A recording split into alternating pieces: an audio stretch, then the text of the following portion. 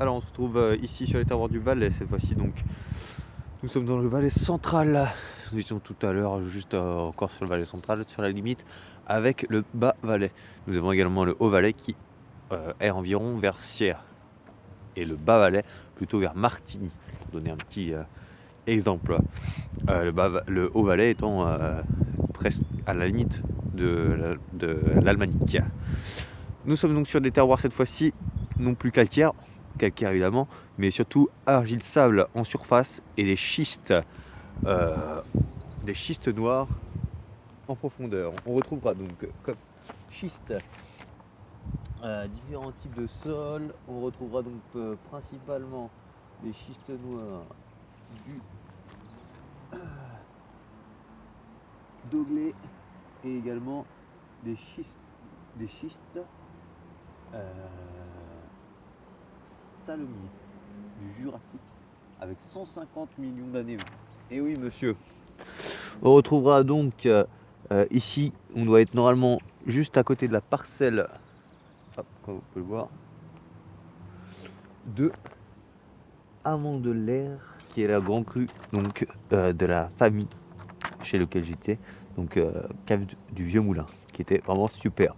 On est donc sur Vertrose d'ailleurs, Vertrose qui est un peu le village où l'on produit de la mine, puisque cela représente 99% de la mine mondiale que l'on retrouve ici. Donc c'est quand même assez important. On parlera aussi de Martigny pour ses gamets en mec et de Fully par exemple pour ses Arvines, petites Arvines, puisque ça a été les premiers. Pour le pinot noir, sur les terroirs du Valais, on parlera de Salkeren, qui est un des premiers terroirs à faire des grands crus de pinot noir. On parlera aussi un petit peu dans le Valais des plus hautes vignes d'Europe, à plus de 1000 mètres d'altitude, et des plus hauts villages d'Europe, et donc qui est à Visper-Terminen. Voilà. Que puis-je dire de plus ? Donc la migne, si je ne me trompe pas, c'est ça, c'est des petits grains avec des pépins plutôt fermes qui apportent un petit tanin, c'est ce qui fait la particularité de ce cépage. Très très bon. La migne s'exprime sur les vins avec une belle richesse, avec vraiment une belle identité, si je puis dire. La migne qui se trouve sur Vertrose, c'est un cépage autochtone. On peut produire des grands crus sur certaines parcelles qui ont été déterminées à l'avance, et si on respecte certains rendements. Donc on voit un peu les terroirs calcaires ici et les vignes à côté, donc j'ai montré. Hop, mais il commence à faire mieux un peu, hein, les gars. Voilà. Voilà. Et donc, oh voilà, je me barrer. Donc ils ont une bouteille spéciale quand ils font partie de ces grands crus. S'ils respectent les rendements, ils peuvent utiliser l'appellation grand cru avec une étoile et une bouteille un peu spéciale qui ressemble un peu à celle de Collioure. Ils ont également une petite insigne avec 3 abeilles. L'abeille la plus grosse déterminera le taux de sucre. Donc sec, demi-sec, ça va de gauche à droite, sec, demi-sec et moelleux.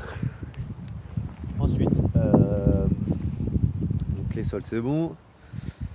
Ça c'est uniquement sur le village de Vertrose. J'ai goûté évidemment leur païen, on a énormément de païen, donc le païen qui est en fait le savagnin blanc, qui s'exprime sur ce côté beaucoup plus gras ici. Et donc la plupart des vins blancs se font sans malo, parce qu'ils essayent de garder certaines acidités. Sur les fendants, donc il y a deux styles de chasselas. On les a appelés fendants parce que les autres s'écrasaient, alors que les chasselas du Valais se fendent. Donc c'est comme ça qu'on les a appelés fendants. Ensuite le païen, donc le païen est aussi appelé Aïda dans le Haut-Valais. C'est d'ailleurs là où sont plantés, c'est ce cépage qui est planté dans les plus hautes vignes d'Europe. Ça donne des vins, des Savagnons beaucoup plus riches, très gras, avec des notes proches des fois de la Thiole, mais surtout très très proches des Traminer. Du coup, avec des notes presque roses, grains de raisin, et c'est très très très bon, très gras, mais qui garde quand même une belle fraîcheur, c'est intéressant. Les amignes, ça a ce côté très beurré, très rond. On a un peu ce côté pomme verte, pomme jaune, et puis du fruit blanc quoi. C'est très rond et on garde quand même des belles tensions. C'est intéressant. Mais c'est vraiment toujours sur des grosses textures. Donc justement avec ce léger tanin également. Sur les marsannes, les marsannes qui d'habitude chez nous sont censées être la tension par excellence, contrairement à la roussane, et ben là pour eux, ces marsannes qu'ils appellent Hermitage, ils nous ont copié ça un peu, et sont un peu les deux, puisqu'on a d'énormes tensions souvent et des richesses énormes. C'est très très très gras, très riche, et ça s'exprime vraiment sur ce caractère très floral, presque un peu aromatique. Voilà. Leur fondant du coup c'est très très droit, contrairement à ce que je pensais, vu que là on est sur des terroirs de schiste un peu, on a quand même de la roche-mère, ça va donner des vins très droits, très ciselés, très minéral. Voilà.